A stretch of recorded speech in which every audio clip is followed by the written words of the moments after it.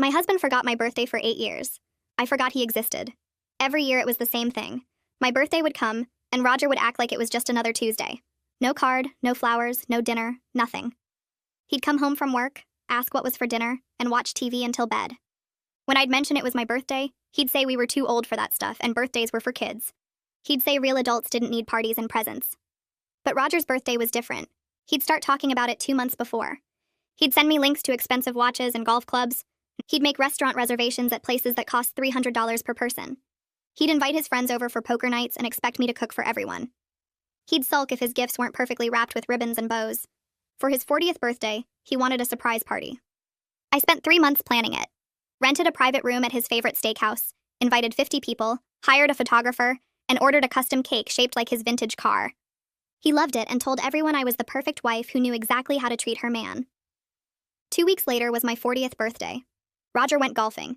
Didn't even say happy birthday when he left. Came home at 8 p.m. and asked why dinner wasn't ready. I reminded him it was my birthday. He said I should have reminded him earlier and grabbed a beer. That was year 8 of this. 8 years of my birthdays being nothing, while his were productions.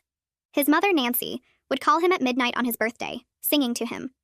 She'd never once called me on mine, even though I'd been married to her son for almost a decade. She'd actually told me that women who expected birthday celebrations were high maintenance. Roger's sister would post long Facebook messages about what an amazing brother he was on his birthday. On mine, she'd post about random things like her new diet.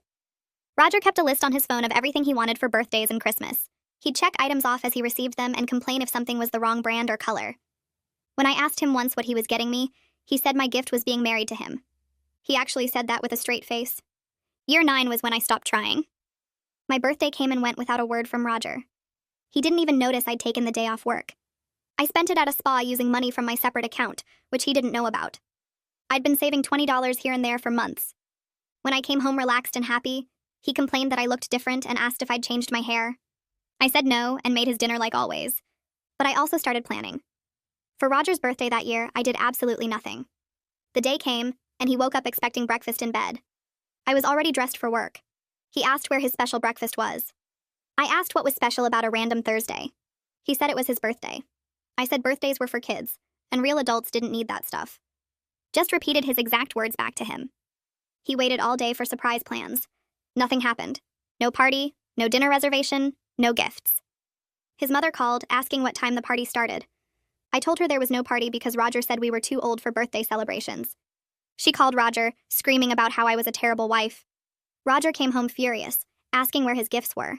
I said gifts were childish, and he should be grateful for having a job and a house. He said I was being petty and vindictive. I said I was being exactly like him. He claimed he'd never forgotten my birthday. I pulled out my journal where I'd documented every single birthday for 9 years. What he did, what he said, how he made me feel. 9 years of being told I was too old for birthdays while he acted like a child about his.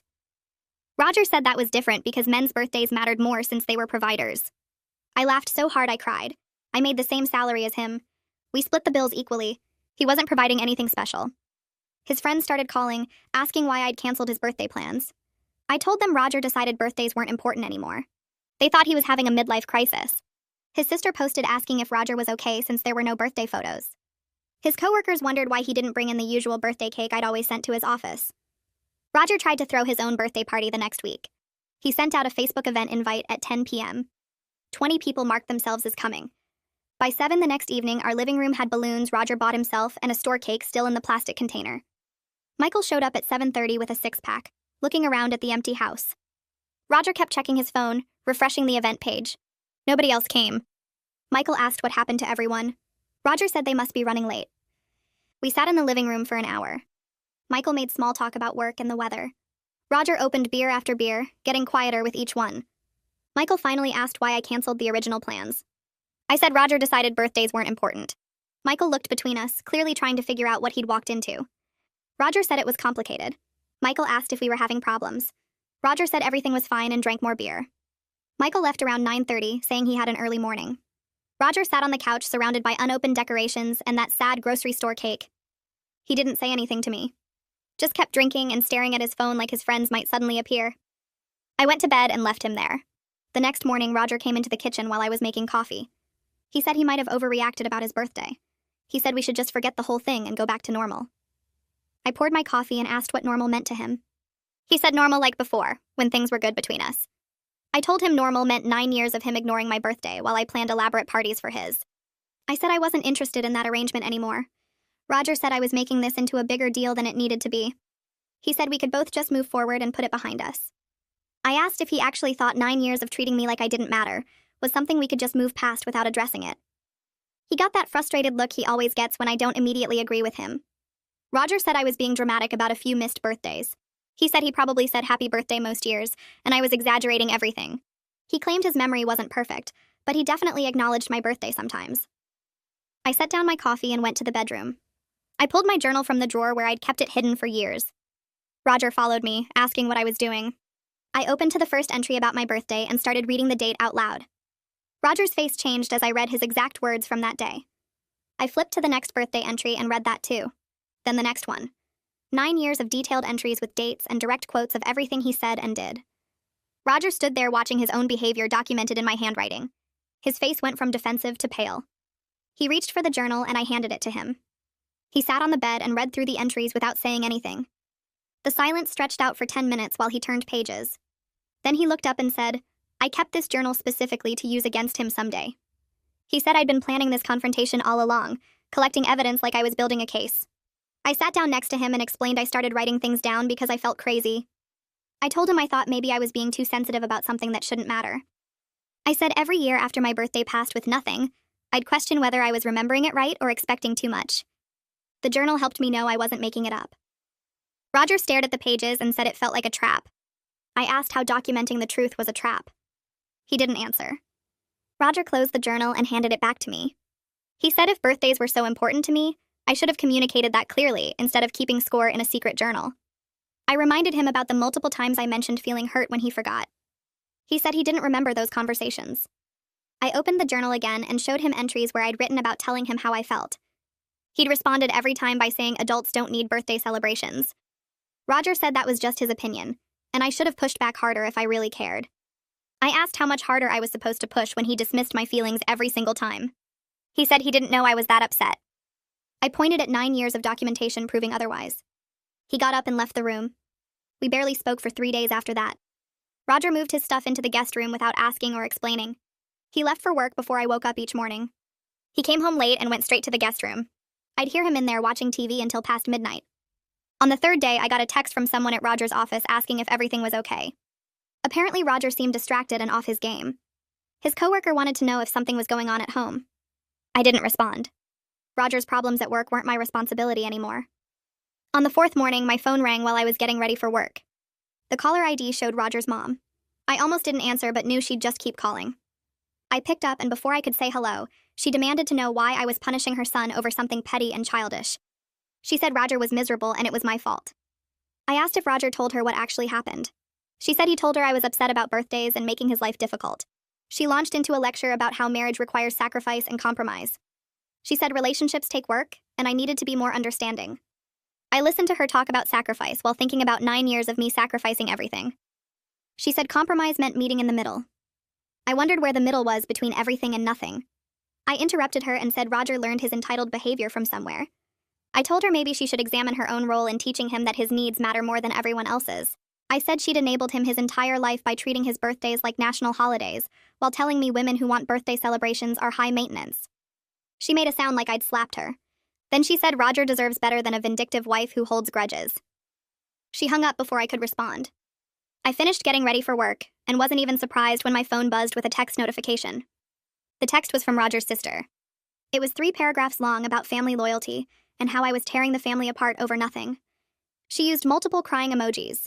She said Roger was her brother and she'd always support him no matter what. She said I was being cruel and unreasonable.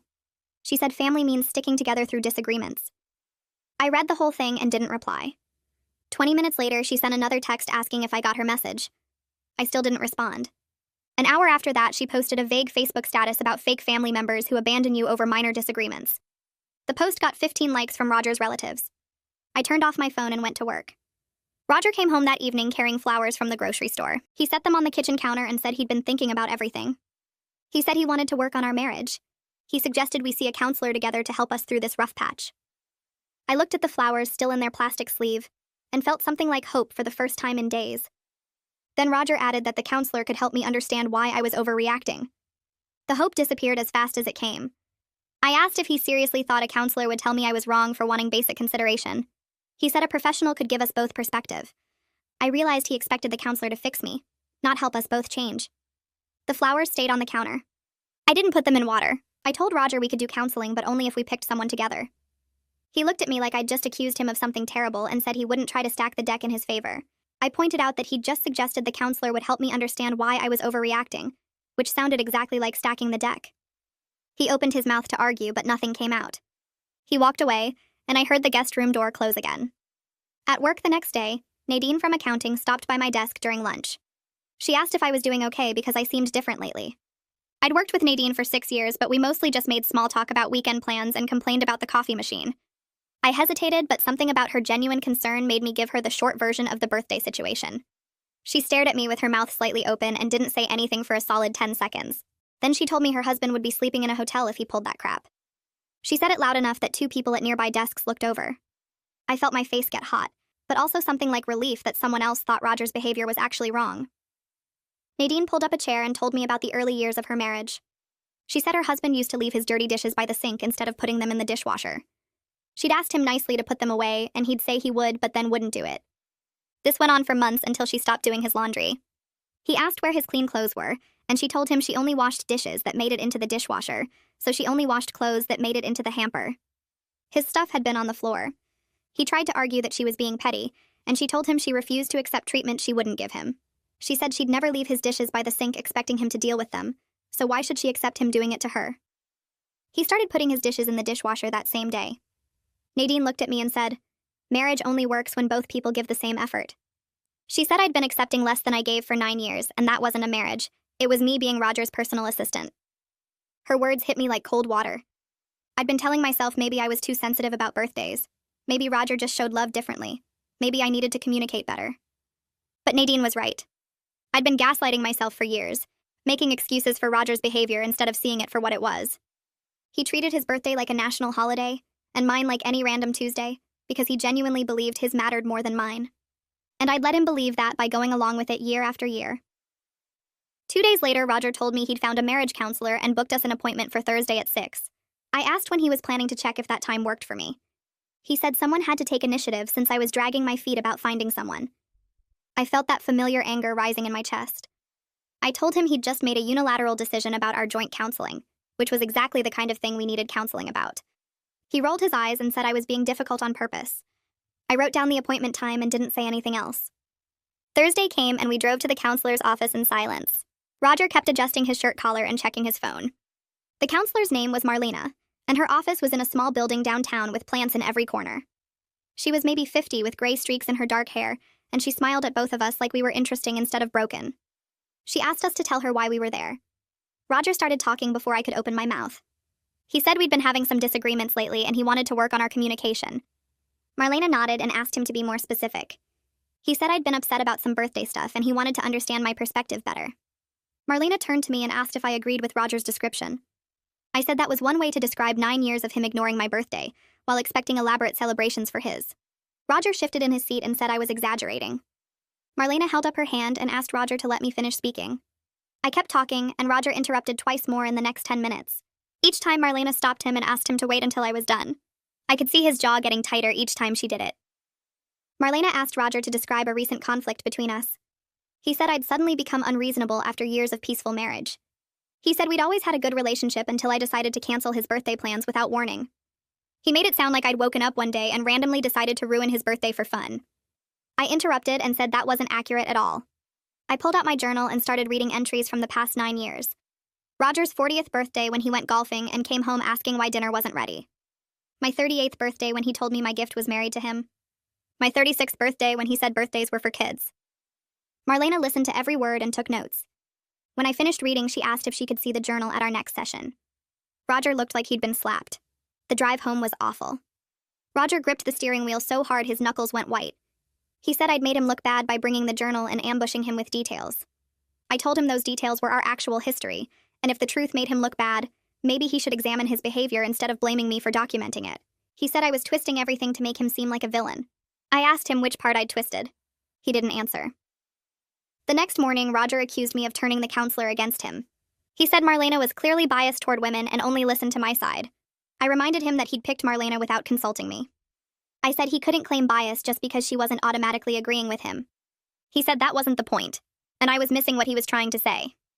I asked what he was trying to say. He went to work without answering. The next few days felt like living with a stranger who kept changing personalities. Roger would give me the silent treatment for hours, walking past me without making eye contact. Then he'd suddenly try to be overly nice in ways that felt fake and calculated. He brought home takeout from my favorite Thai restaurant on Tuesday and set it on the counter with this expectant look on his face. I thanked him for the food and started eating. He kept watching me like he was waiting for something. Finally, he asked if I liked it. I said yes, it was good. He looked confused and a little hurt that I wasn't treating his gesture like he'd just solved world hunger. I realized he thought bringing home one bag of takeout would fix 9 years of dismissing my feelings. My phone rang Friday evening while I was folding laundry. The caller ID showed my sister Sloane. I almost didn't answer because I wasn't ready to explain everything yet, but I knew she'd just keep calling. I picked up and she immediately asked what was going on with Roger. She said she'd seen Phoebe's vague Facebook posts about family loyalty and heard through the family grapevine that Roger and I were having problems. I sat down on the bed and told her everything. The 9 years of ignored birthdays, the journal, the canceled party, the counseling sessions, all of it. When I finished, Sloane was quiet for a moment. Then she said she'd been waiting years for me to stand up to him. I hadn't expected Sloane to say that. She told me she'd watched Roger treat me like I didn't matter for years and felt guilty for staying quiet. She said our mom had noticed it too, and even our cousin brought it up at Christmas 2 years ago, when Roger spent the whole dinner talking about his promotion while cutting me off every time I tried to share news about my own work. Sloane said they'd all agreed it wasn't their place to interfere in my marriage, but now she wished someone had spoken up sooner. She apologized 3 times and said she'd support whatever I decided to do next, whether that meant staying with Roger or leaving him. After we hung up, I sat on the bed for a long time just staring at the wall. I felt validated but also angry that everyone had seen what was happening and nobody said anything until I made a scene by canceling Roger's birthday. The next morning, I opened my laptop while Roger was in the shower and started searching for information about living alone. I pulled up rental listings in my area and calculated what I could afford with just my salary. The number surprised me. I made enough to rent a decent 1-bedroom apartment and still have money left over for groceries and bills. My secret savings account had grown to almost $4,000, enough for a security deposit and first month's rent with some cushion left over. I opened a spreadsheet and started listing all our shared expenses, figuring out which ones I'd need to cover alone and which ones would disappear if I left. The math worked. I could actually do this if I needed to. That realization felt terrifying and exciting at the same time, like standing at the edge of something huge and unknown. I heard the shower turn off and quickly closed all the tabs on my laptop. Roger walked into the bedroom wrapped in a towel, his hair still dripping. He glanced at my screen and asked what I was working on. I told him it was just work stuff and closed the laptop completely, my heart beating faster than it should have been. He looked at me for a second like he wanted to ask more questions, then shrugged and went to get dressed. I sat there feeling guilty about lying, but also protective of the information I'd just gathered, like I needed to keep it safe until I figured out what to do with it. Our second counseling session happened 3 days later. Marlena had my journal sitting on the side table when we walked in. She said she'd read through all 9 years of entries and wanted to discuss them with both of us. Roger shifted in his seat and crossed his arms. Marlena opened the journal to a page she'd marked and asked Roger how he thought his behavior over those 9 years had affected me. He was quiet for what felt like forever, then said he didn't mean to hurt my feelings. Marlena waited for him to say more, but he just sat there looking uncomfortable. She asked him to be more specific about what he understood about the impact of his actions. Roger said he guessed I felt ignored on my birthdays, but he never thought it was a big deal because we were both adults. Marlena wrote something down and asked if that was all he had to say after reading 9 years of documented hurt. Roger said he wasn't good with feelings and didn't know what else she wanted him to say. Marlena put the journal down and introduced a new topic called emotional labor. She asked Roger to describe everything I did to make his birthday special. He sat up a little straighter and started listing things. The restaurant reservations, the gift shopping, the party planning, the coordination with his friends and family, the custom cakes, the perfect wrapping, the surprise elements. He talked for almost 5 minutes about all the work I put in, and I could tell he was proud of how well I'd always celebrated him. Then Marlena asked what he did for my birthdays. Roger opened his mouth and then closed it again. He said he usually said happy birthday. Marlena asked what else. Roger looked at the floor and admitted there wasn't much else. She let that sit in the silence between us for a full minute before moving on. The session ended with Marlena giving Roger homework.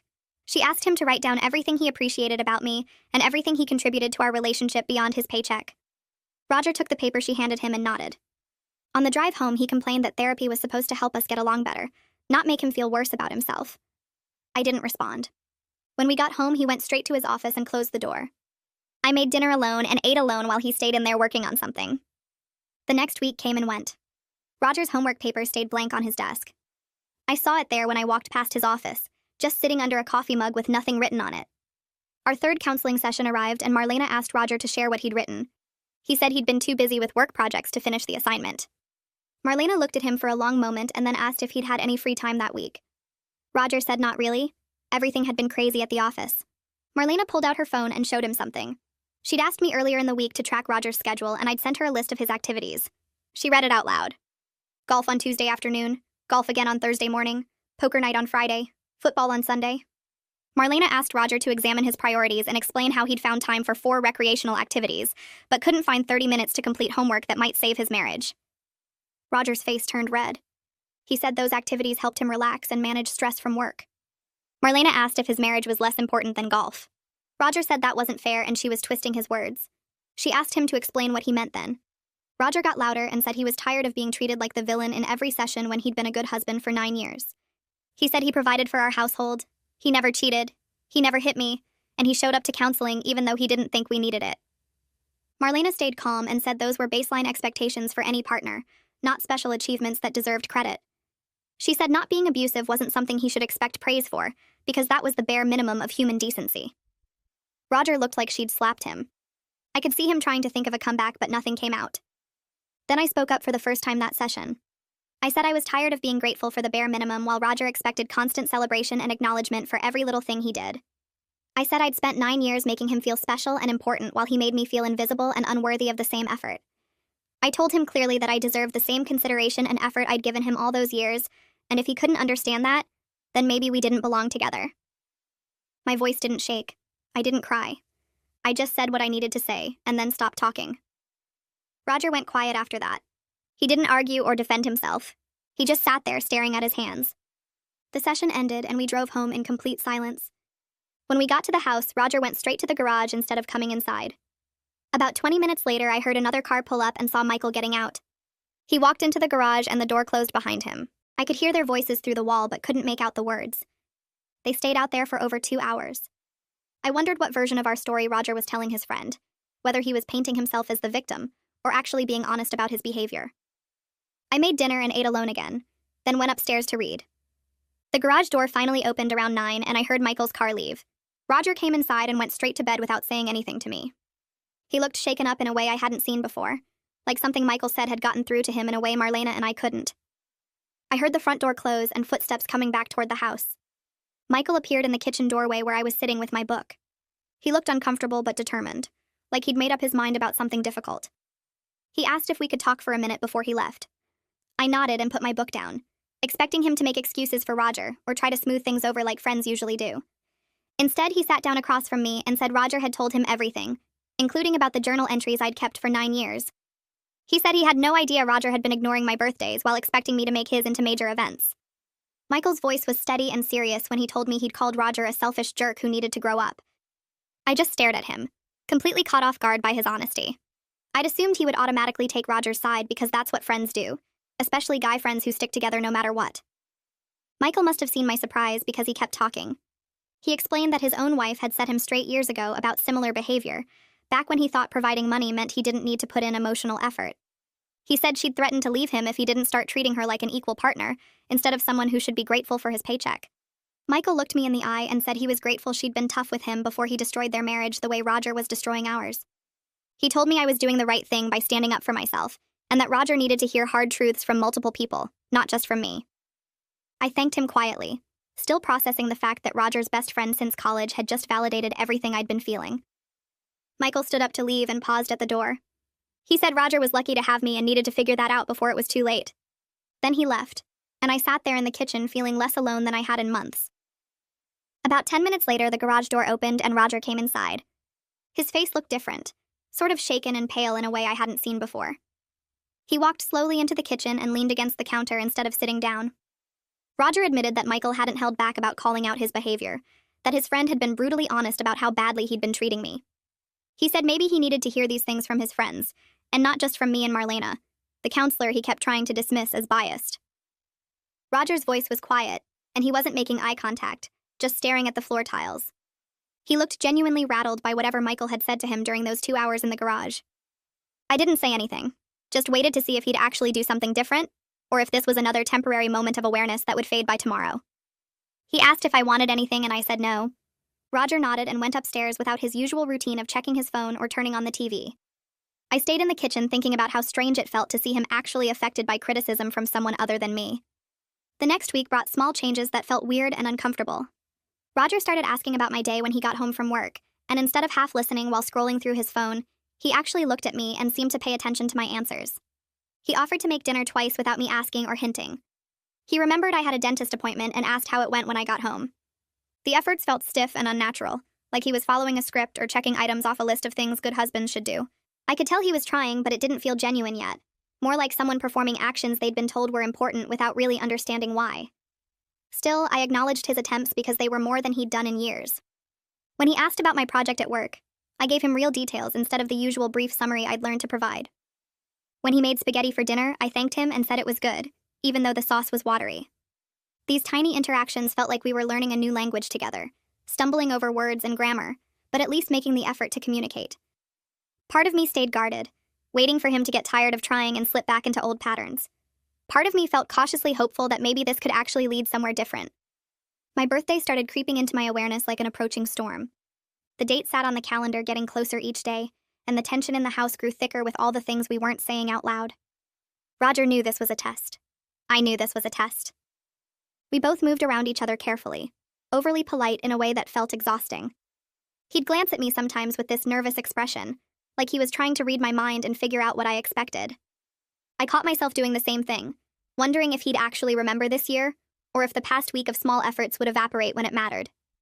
The unspoken pressure made everything feel heavy and strange. We'd have normal conversations about groceries or whether to call the plumber about the bathroom sink, but underneath every interaction was this awareness that something important was coming. Roger seemed jumpy and distracted, checking his phone more than usual but in a different way than before, like he was looking up information instead of just scrolling mindlessly. I tried to focus on work and my normal routine, but the approaching date kept pulling at my attention. 9 years of nothing had taught me not to hope, but the past week of changes made it impossible not to wonder if this time might actually be different. 3 days before my birthday, Roger found me in the living room folding laundry. He stood in the doorway looking nervous, shifting his weight from one foot to the other. Then he asked directly what I wanted to do to celebrate my birthday. The question hit me like cold water. After 9 years of silence and dismissal, I didn't know how to respond to such a straightforward, normal question. My brain seemed to freeze up, unable to form an answer. I'd spent so long training myself not to expect anything, not to even think about what I might want, that when faced with the actual question, I had nothing ready. Roger waited while I stood there holding a towel, my mouth opening and closing without words coming out. I could see hurt flash across his face, like my inability to answer immediately was rejection. He asked if I was okay, and I managed to say I needed to think about it. Roger's shoulders dropped and he nodded slowly before leaving the room. I finished folding the laundry in silence, annoyed with myself for not being able to just say something simple like dinner or a movie. But the truth was I genuinely didn't know what I wanted because I'd stopped letting myself want anything years ago. At our next counseling session, I told Marlena about Roger's question and my frozen response. She listened carefully, and then explained that I was protecting myself from disappointment, which made complete sense after years of being let down. Marlena said my reaction was totally normal and reasonable given my history. She asked what would feel safe to ask for, something that wouldn't devastate me if Roger messed it up. I thought about it during the session while Roger sat quietly beside me, not interrupting or defending himself for once. Marlena suggested starting small with something specific and manageable, a clear request that Roger could either meet or not meet without ambiguity. The idea of making myself vulnerable again by expressing what I wanted felt scary, but I also knew that if I never asked for anything, nothing would ever change. By the end of the session, I decided what felt manageable as a first step. Marlena seemed pleased and told Roger this was his opportunity to show through actions instead of just words that he was actually changing. Roger nodded seriously and said he understood. That evening after dinner, I told Roger what I wanted. I said I wanted a nice dinner at a restaurant I would choose, and I wanted him to plan and arrange everything without me having to provide detailed instructions or reminders.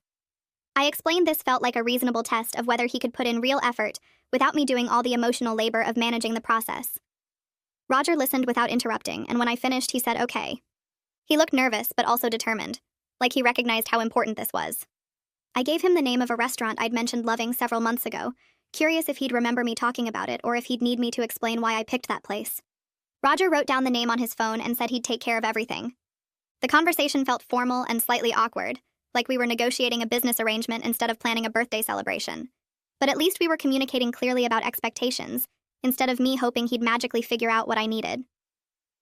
Over the next 2 days, I caught Roger researching restaurants on his phone multiple times. He'd be sitting on the couch with his laptop open, scrolling through reviews and menus with a focused expression. I saw him making notes in a small notebook he usually only used for work projects. Every instinct in my body wanted to help him, to offer suggestions or check if he needed anything. I'd spent so many years managing every detail of our lives that watching him struggle felt uncomfortable and wrong. But I forced myself to stay quiet and let him figure things out on his own. This was the whole point of the test, to see if he could actually handle planning something without me doing half the work. When he asked me once if I had any food allergies he'd forgotten about, I just reminded him I'm allergic to shellfish like I've been our entire marriage. He nodded and wrote that down too. Watching him put in visible effort created this weird mix of feelings in my chest, something between hope and fear that I couldn't quite name. My birthday morning arrived and I woke up to the smell of coffee. Roger was standing beside the bed holding a mug and a card in his hands. He looked nervous and almost shy, completely different from his usual morning gruffness. I sat up and he handed me the coffee first, made exactly how I like it with cream and 1 sugar. Then he gave me the card, which had flowers on the front and looked like he'd spent actual time picking it out instead of grabbing the first one he saw. I opened it and the printed message inside was generic birthday wishes, but below that, Roger had written several lines in his own handwriting. The note acknowledged the 9 years he'd missed and ignored, admitting he'd been selfish and wrong. He wrote that he was sorry and wanted to do better, that he was starting to understand how much he'd taken me for granted. The handwriting was messy and some words were crossed out where he'd changed his mind about what to say. Reading his words made my throat tight and my eyes burn with tears I wasn't ready to let fall. I looked up at Roger and he was watching my face anxiously, waiting for my reaction. I told him thank you, my voice coming out rougher than I intended. He smiled slightly and said the reservation was at 7, and that I should wear whatever I wanted because tonight was completely about me. I spent the rest of the morning in a strange state between hope and fear. Roger left for work early, kissing my forehead before he went, which felt like something from years ago before everything became routine and resentment. I got ready slowly, trying on 3 different outfits before settling on a simple dress I'd bought months ago but never worn. The effort felt important somehow, like I was meeting someone new instead of having dinner with my husband. Work dragged by in a blur of emails and meetings where I contributed just enough to seem present while my mind kept circling back to tonight. Nadine stopped by my desk during lunch and asked if I was feeling okay because I seemed distracted. I told her it was my birthday, and Roger was taking me to dinner. She raised her eyebrows and asked if this was the same Roger who'd ignored my birthday for 9 years. I said yes, and that he seemed to be trying to change things. She squeezed my shoulder and told me to enjoy it, but keep my eyes open. The restaurant Roger chose was actually the place I'd mentioned back in March when my coworker brought in leftovers that smelled amazing. I'd commented that I wanted to try it sometime, just a casual remark during lunch break that I didn't think anyone was listening to. Roger must have written it down or saved it in his phone somehow. This realization hit me while I was finishing a report, and I had to stop typing because my hands were shaking slightly. He'd actually paid attention to something I said instead of waiting for me to organize everything. When I got home at 5:30, Roger was already there, which never happened on weekdays. He'd changed into nice pants and a button-down shirt, not the expensive designer stuff he usually wore for his own celebrations, just clean and presentable. He asked if I needed time to get ready, and I said I'd be quick. In the bedroom, I touched up my makeup and changed into the dress, studying myself in the mirror and trying to remember the last time Roger and I went on an actual date. Maybe 3 years ago for our anniversary, and even then he'd spent half the dinner on his phone responding to work emails. I came downstairs and Roger looked up from his phone where he was checking the reservation time. He told me I looked beautiful, and the compliment sounded genuine instead of automatic. We drove to the restaurant in his car with the radio playing quietly between us. The silence felt heavy but not hostile, more like we were both nervous about what this evening meant. Roger parked and came around to open my door, which surprised me enough that I just stared at him for a second before getting out. Inside the restaurant, the host checked Roger's reservation and led us to a table by the window. The place was nicer than I expected, with soft lighting and actual tablecloths instead of paper. Roger pulled out my chair before sitting down across from me. We looked at menus and I could feel him watching me, probably trying to gauge my reaction to everything. The waiter came and Roger ordered wine without asking what I wanted first, then caught himself and asked if that was okay. I said it was fine and he looked relieved. We made small talk about work and the weather, both of us avoiding the bigger conversation hovering between us. When our food arrived, Roger asked about a project I'd mentioned weeks ago, and I realized he'd actually remembered details I'd told him. This kept happening throughout dinner, him referencing things I'd said in passing, demonstrating he'd been listening even when I thought he was tuned out. The evening felt strange and slightly uncomfortable, like we were learning how to talk to each other again after years of just existing in the same house. After we finished eating, Roger pulled a wrapped box from under his chair. The wrapping was messy and clearly done by him, not by a store employee, which somehow made it more meaningful. I opened it carefully and found a set of professional art supplies, watercolors and brushes, and thick paper designed for painting. I looked up at him confused because this wasn't something I'd asked for or expected. Roger explained that I'd mentioned months ago wanting to try painting, just a random comment while we were watching a home improvement show. He said he'd researched what beginners needed and picked supplies that would be good for learning. I touched the brushes and felt tears burning behind my eyes because this gift showed he'd listened to something I cared about instead of buying what he thought I should want. I thanked him, and my voice came out rougher than I meant it to. Roger reached across the table and took my hand, saying he knew one good birthday didn't fix 9 years of being selfish and wrong. He said he understood if I didn't trust this yet, and that he had a lot of work to do to prove he was actually changing. I squeezed his hand and told him this birthday felt different, really different, but that I needed to see consistent effort over time, not just one nice day. Roger nodded and said he was rebuilding trust he'd destroyed through years of entitled behavior, and he knew that would take time. We sat there holding hands across the table while the waiter cleared our plates, and for the first time in years, I felt like maybe we could actually fix what was broken between us. The drive home was quieter but more comfortable, and when we got inside, Roger asked if I wanted to try the art supplies. I said maybe tomorrow because I was tired from the emotional weight of the day. He kissed me goodnight at the bedroom door, a real kiss instead of the quick peck we'd been doing for months, and told me happy birthday one more time. I lay in bed that night holding the card he'd given me that morning, reading his messy handwriting over and over, trying to decide if I believed this change was real or just temporary performance. The next morning, my phone rang while I was making coffee. Nancy's name appeared on the screen, and I considered not answering, but curiosity won. I picked up and she asked how my birthday was, her tone suggesting Roger had already told her he'd made an effort. I kept my voice neutral and said it was nice, that Roger took me to dinner and got me a thoughtful gift. Nancy made a sound of approval and said she was glad Roger was being a good husband again. The phrase made my jaw tighten because it implied he'd just had a brief lapse instead of 9 years of consistent selfishness. I told her I appreciated her calling but needed to get to work. She said she hoped things would go back to normal now, and I said we were working on finding a new normal, not going back to the old one. The distinction seemed to confuse her, and she ended the call quickly. I felt satisfied that I'd maintained my boundary without being rude, refusing to absolve her of enabling Roger's behavior just because he'd managed one decent birthday. Roger and I had our next counseling session that Thursday. Marlena asked how my birthday went, and I described the dinner and the gift, while Roger sat beside me looking nervous. Marlena acknowledged that Roger had made genuine effort, and that planning something thoughtful was real progress. Then she looked at both of us seriously and said one good day didn't mean the underlying problems were solved. She explained that real change required sustained effort over months, not isolated gestures when the pressure was on.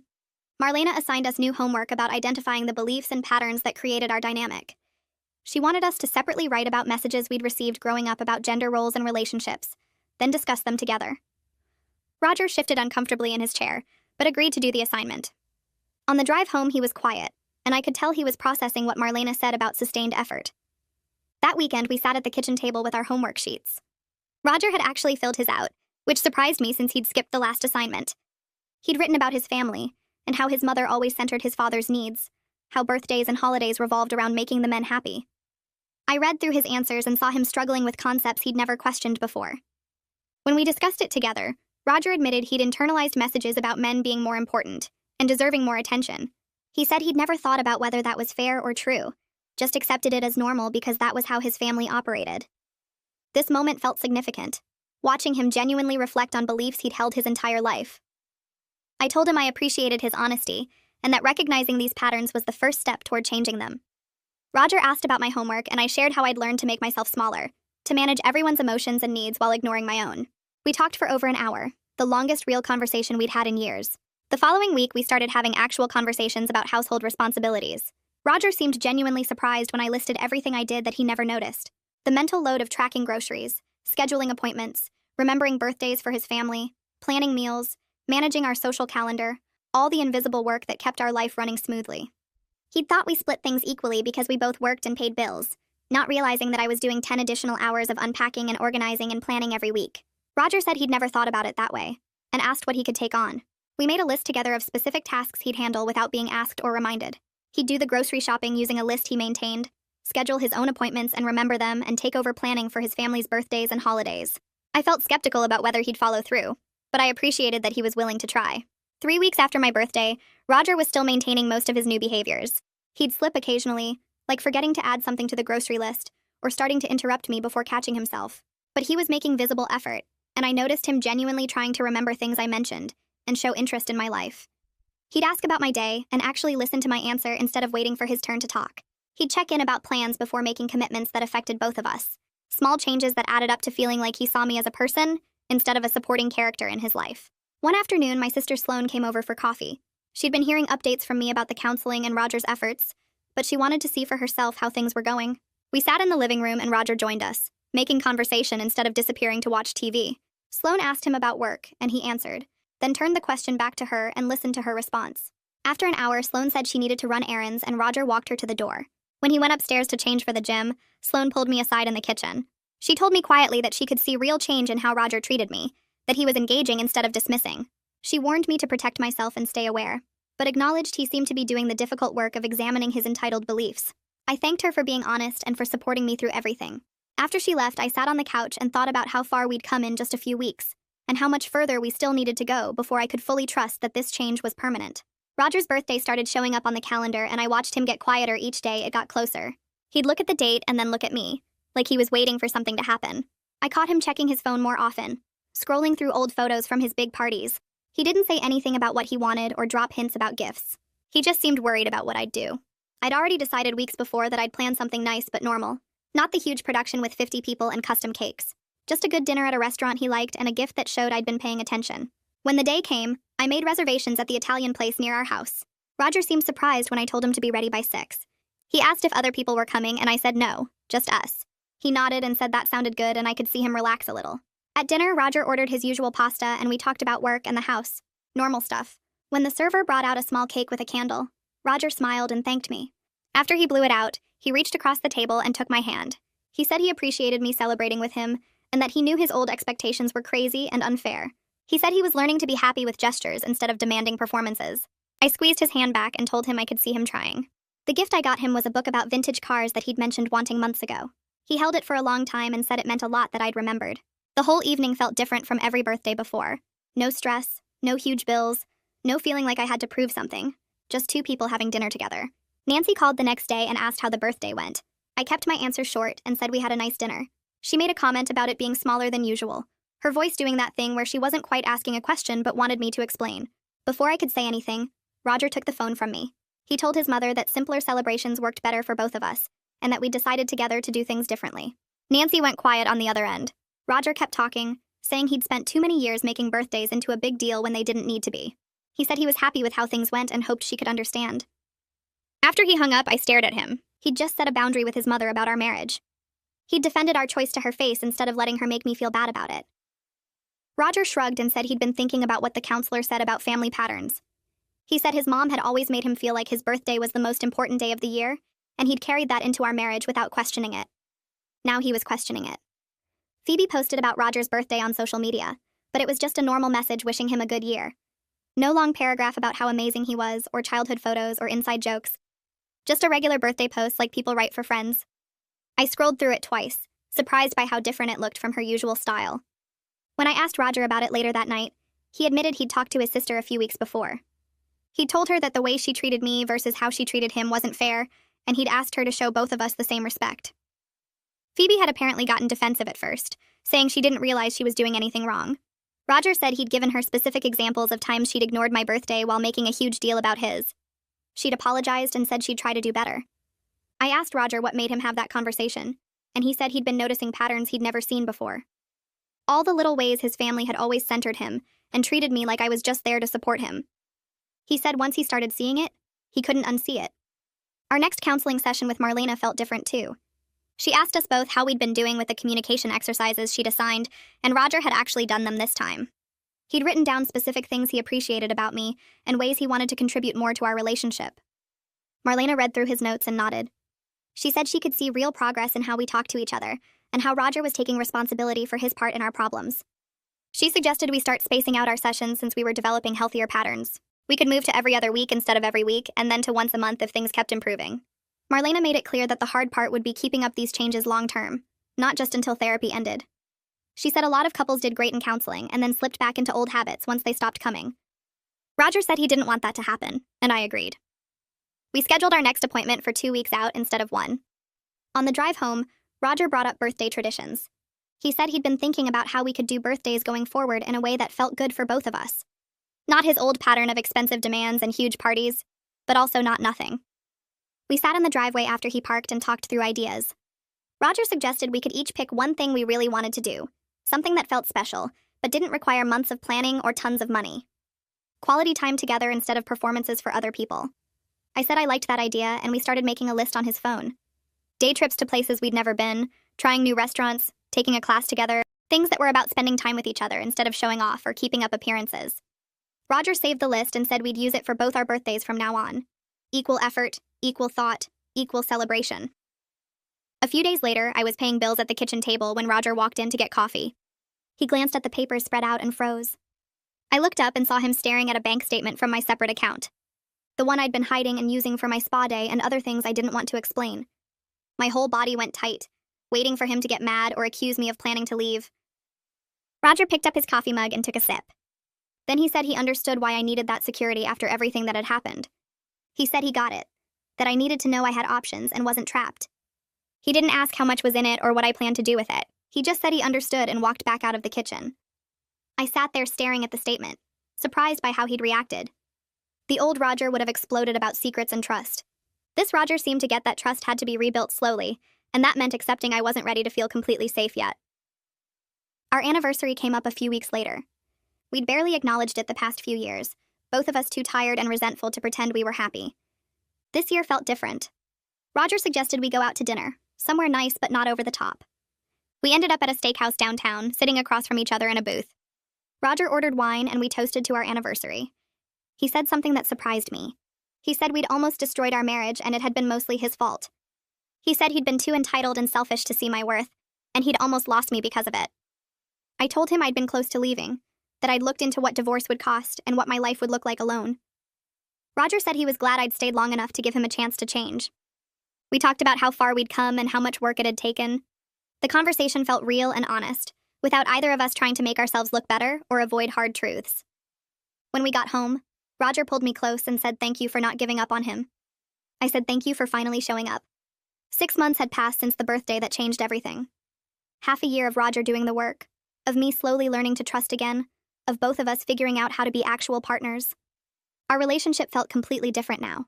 More balanced, more equal, more like we were on the same team. Roger kept up his efforts without me having to remind him or manage him. He did the grocery shopping every week, remembered his own family's birthdays, and asked me about my day like he actually cared about the answer. I'd stopped keeping score in my head, stopped building up resentment about invisible labor. When something bothered me, I said it out loud instead of writing it in my journal. We still had bad days where old patterns tried to creep back in, but we caught them faster now. Roger would start to interrupt me and then stop himself. I'd start to take over a task he'd agreed to handle and then step back. We were both learning new ways of being together, and it felt like we were building something better than what we'd had before. Nadine pulled me aside at work one afternoon and said I seemed different lately. Happier, more confident, not carrying around that heavy weight I used to have. I told her things were genuinely better at home, that Roger had done serious work on himself and our marriage. She asked if I trusted it would last, and I said I was hopeful but still careful. I told her about keeping my separate account and how Roger had seen the statement and just were accepted it. Nadine nodded and said that was a good sign, that real change meant respecting my need for security. She said she was proud of me for standing up for myself and not accepting less than I deserved. I thanked her for being someone I could talk to about everything, for validating my feelings when I'd thought I was crazy for being upset. She hugged me and said that's what friends were for. Walking back to my desk, I thought about how much had shifted in half a year. How I'd gone from invisible and taken for granted to actually seen and valued. How Roger had gone from entitled and oblivious to aware and trying.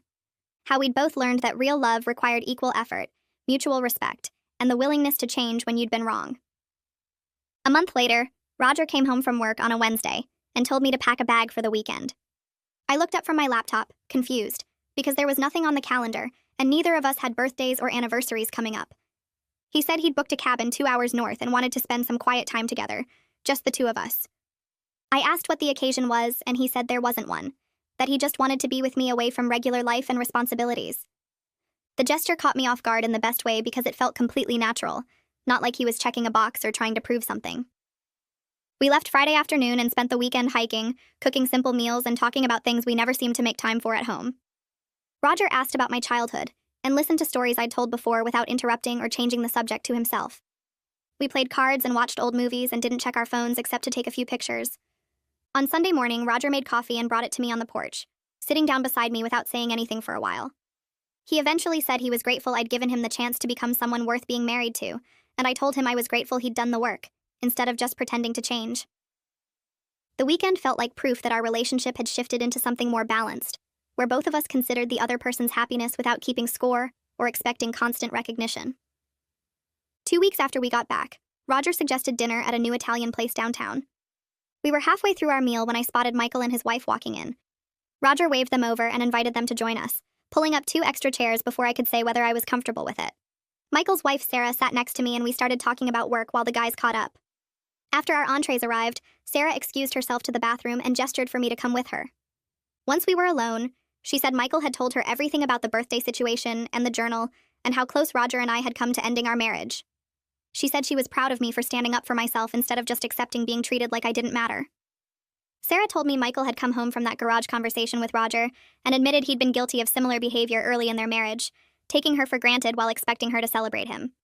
She said my refusal to keep enabling Roger had actually helped their relationship too, because it made Michael examine his own patterns. I thanked her and said I'd been terrified of losing my marriage, but more terrified of spending the rest of my life invisible and resentful. Sarah squeezed my hand and said giving Roger the chance to grow after making him face consequences was the right choice, and she could see how much work he'd put into changing. That night after dinner, I went home and pulled out my journal from the drawer where I'd kept it for years. I flipped through pages of documentation, all those careful records of forgotten birthdays and dismissive comments and one-sided effort. Reading through it now felt different because those patterns didn't exist anymore. Roger had been consistent for months, showing up and putting in effort and treating me like an equal partner. I realized I didn't need to keep documenting bad behavior because there wasn't any bad behavior to document. The journal had served its purpose as proof when Roger tried to gaslight me into thinking I was exaggerating, but now it was just a reminder of where we used to be. I didn't throw it away because that history mattered and I never wanted to forget how close we came to destroying everything.